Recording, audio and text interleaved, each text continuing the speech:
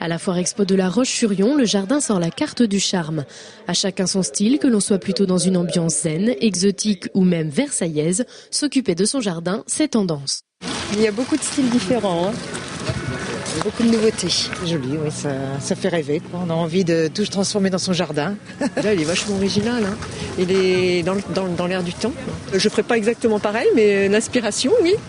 Et je trouvais qu'il y a des idées. Côté soleil, côté de pays étrangers. Très joli. À l'approche des beaux jours, le jardin refleurit et reprend vie. C'est le moment de l'aménager et de l'entretenir pour pouvoir en profiter pleinement. C'est un jardin antillais qui reflète pas mal les ambiances qui sont caractéristiques des jardins en ce moment. Nous, on travaille plus sur la côte, donc c'est plus des végétaux qui sont adaptables à notre environnement côtier.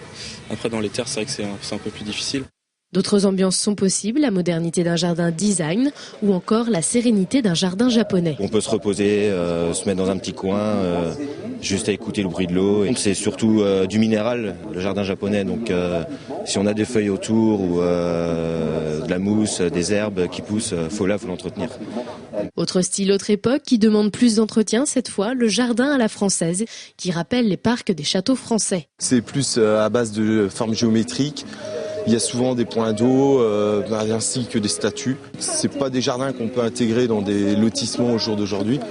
C'est plus sur des maisons nobles qui restent des vieux corps de bâtiments. Et selon un sondage Ipsos, 69% des Français qui possèdent un jardin considèrent qu'il est une véritable pièce supplémentaire de la maison. Ne reste donc plus qu'à choisir quel style adopter pour faire de son jardin un véritable lieu de vie.